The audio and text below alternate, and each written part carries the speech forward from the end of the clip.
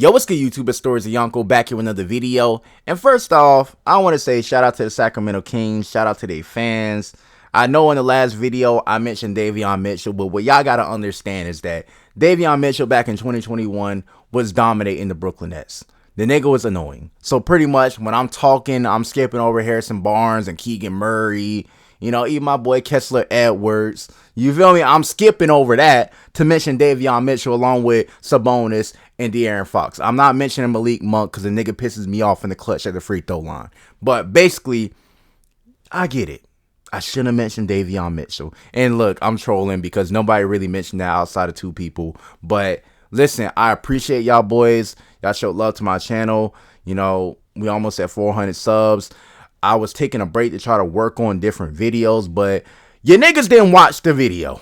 You feel me? Y'all didn't watch the Kyrie Irving video. I'm on your helmet again. You feel me? I was like, you talked about this in the last video. I'm on your helmet again. You thought I was going to let that go. I'm not letting it go, nigga. So, pretty much, we going back to the basics. You feel me? But what I want to talk about today is Domantas Sabonis. Domas. You feel me? I think that he could play in any era. I know that might be a controversial take for the old niggas who ain't took their pills today. But I think Domantas Sabonis could play in any era of the NBA. 60s, 70s, 80s, 90s, early 2000s, 2010s, and of course the 2020s. This nigga is so plug and play, right? When you look at how he operates the offense, I'm mad that they don't let him operate more. This nigga should have one of the highest usage rates in the NBA. I would prefer him have a higher usage rate than Giannis because when the nigga gets the ball, good things happen. Now, do you want him shooting a bunch of mid-ranges? No, because, we saw what happened in the playoffs. But listen, that's neither here or there. We're here now. And Sabonis, the way that he dominates the boards is ridiculous. He leads the league in rebounding. But nobody wants to talk about that. People want to talk about hustle. He is going to hustle. And these guys aren't crazy athletic. They just got the skill and IQ to understand where the rebound is going. Like, say, if you play basketball in real life, based on how the ball hits the rim, you know where the rebound is going. These guys have great touch around the rim. The nigga's not going to give up. You feel me? He's going to stay down there. Everybody can be back on defense already, right? But the second chance points that he gives the Sacramento Kings is unbelievable, right? He's going to be able to run an entire offense. When I say run an offense, when you want to talk about a system, right? Certain plays like James Harden said, he's a system. This nigga is the system for the Kings. I don't even consider De'Aaron Fox a real point guard. I'm tired of talking about combo guards as being point guards. These niggas are combo guards. I consider Tyrese Halliburton a point guard with combo guard tendencies. But basically, this guy is a fucking point guard at the center position. I love seeing centers run the offense because you can get them to do anything. You can get them to do anything as long as they're mobile. You can get them to do anything. And I think that's where the NBA is going. But when we want to talk about cross-generational players and players who can play in any era, I think Sabonis is one of those guys. I said to my homeboy that if Sabonis played in the 90s or the 80s, this nigga would have had an MVP. He would have been an NBA champion. The nigga would have been one of the faces of the league. And, he laughed or whatever like that. But it's true. It's true. What about Sabonis' game does not transfer over throughout generations? He's a beast in the fucking paint. He'll tear your center's ass up. You don't want him to go up against Nick Claxton. The nigga has no type of weight on him. You feel me? You don't want to see him against your favorite player, even a Joel Embiid. You don't want to see that. Sabonis is going to show up. Even though he caught the Nuggets on a back-to-back, right? But he will go up against the Jokic. He will go bar for bar with the best of them. And I think that if he played in the 80s, my God. If he played in the 80s, bro, I think Sabonis you could give him 2 MVPs, 1 championship, 1 finals MVP. But he's the type of player that these old heads don't want to talk about when talking about the old school and the players that play the right way. He plays the right way. And he's a generational big man in terms of moving the game forward. Now we got the Nikola Jokic's. We have the Sabonises and we have the Şengün's. These are the evolutionary players of that position. Centers are not just shooting threes. These niggas are playmaking now. Like, that's what they're doing. Sure, you had playmakers in the past, but we're talking about Nikola Jokic being the best passing big man of all time, which he is. He is actually one of the best passers of all time, not just big men. But you got Sabonis a tier below him, no disrespect, but they are of a similar ilk. They just are. But that's where the game is moving. But these players, they can play in other generations, and I think Sabonis is one of those players. How can you have a player that dominates like him in the paint and say that he cannot play in any era? How can you have a player like him that runs an offense the way that he does? The nigga is only second to Nikola Jokic in terms of assists when it comes to centers. He runs an offense. He is the fucking offense. He is the system. And players like him, they're rare. And we got to start talking about how rare these guys are. This should be the blueprint for what the NBA should want. A playmaking center who's a monster on the boards, who can dominate in the paint, who has great footwork, great touch around the rim, who doesn't give up on plays. Because Domantas Sabonis, he be getting beat the fuck up down there. You see the thumbnail. The nigga got hit in the eye. You feel me?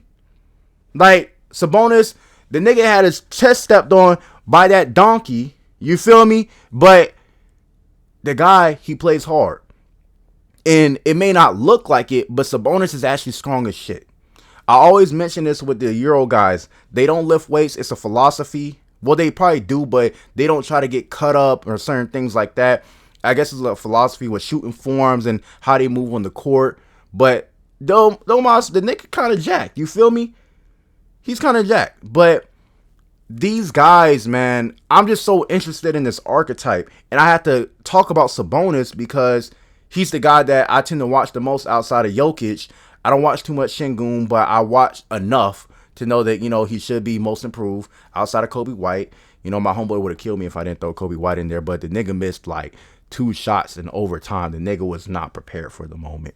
But basically, this archetype of player is where the league needs to go. And Domantas Sabonis is that guy. Jokic is that guy. Şengün is that guy. But I want to harp on Sabonis because we're seeing the success of a team that's still young, that's trying to compete for a championship now, and seeing that he's the engine that runs that offense. He puts the ball on the floor. It's like, dude, I don't even think I can really accurately describe it. Because I'm not some super stat nerd who wants to bring up VORP and all. You feel me? I want to tell you exactly what I'm seeing on the court. If you want a guy that can play in any generation, any outside of Jokic, any guy to play in any generation, Sabonis is that guy. And it's a shame because the old heads don't give him the respect. They talk about Giannis, Russell Westbrook, but what about Sabonis? See, you would have to actually watch the games to know that Sabonis is that guy. He is that guy. He should have been an all-star, honestly. He's going to be all-NBA when it's all said and done.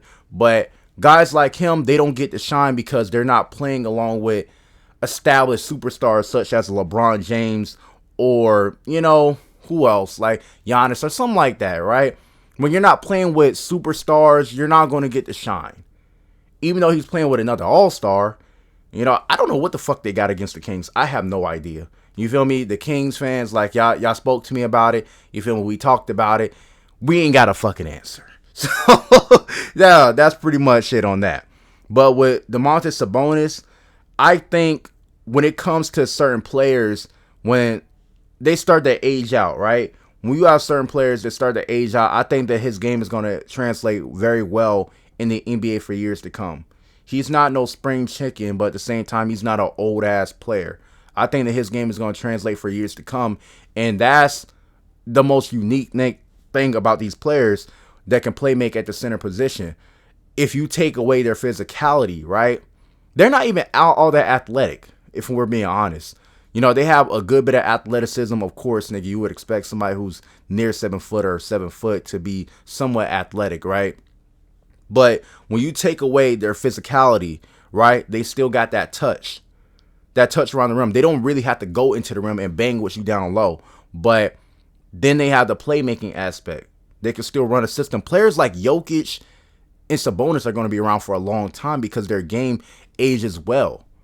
It's not based on athleticism. It's based on skill and IQ. It's based on actually being at a certain spot when it comes to rebounding. Like, these guys are high IQ players. And it's about time we start talking about the systems that they run, the engines that they are, not only to their teams, but to the NBA. They're moving the game forward. This is the blueprint. The Nikola Jokic, the Domantas Sabonis blueprint is how we move the game forward. And if you drop this guy in any era, he's going to dominate. He's going to fucking dominate. And you want to bring up, Moses Malone, one of the greatest rebounders of all time. I think that he could bang with him. You want to bring up Kareem? I think that he can bang with him. And I know that's going to be a hot take, but if you put these guys that are showing you that they got a good bit of old school in their game with a little bit of modern ebbs and flows, like, I think that they can do just as good. They're not just stretch fives or anything like that. These guys are literal, legit, do-it-all players. Not sure Sabonis isn't the best defender, but he's definitely improved since in Indiana days. Like, he has improved. So you can't take that away from him. And we just got to see it more in the playoffs. We got to see more consistency. We got to see, like, really him just take his game to a next level in the playoffs. We already know what he's going to do in the regular season, right? He's going to dominate on the boards. He's going to average 20, around 20 points, right? He's going to average near double-digit assists, but, not quite 10 or nothing like that. But the guy, he's amazing. And I'm excited to see what he does this season in the playoffs, because it's really going to say a lot about him as a player, his mentality, and where this Sacramento team is going. Because as good as De'Aaron Fox is, the X factor to this team is Domantas Sabonis and how far he can take them, as far as, because when it comes to the playoffs, the center position is very important. People underrate that, right? Because the only reason why the Lakers got as far as they did is because Memphis, their entire front court was injured. The Warriors, they didn't really have no answer for AD. So that center position, it's important. So as far as the Kings and how far they go as far as Sabonis takes them. They go as far as Sabonis takes them. I know De'Aaron Fox is good and they got a good team, but he is the X factor to this team.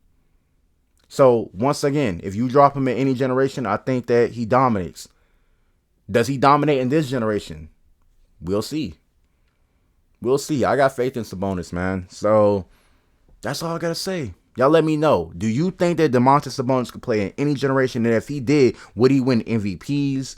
Would he win finals MVPs? Would he win a championship? Would he dominate these legendary centers of the past? Would he? Or would he flame out? Let me know. Peace.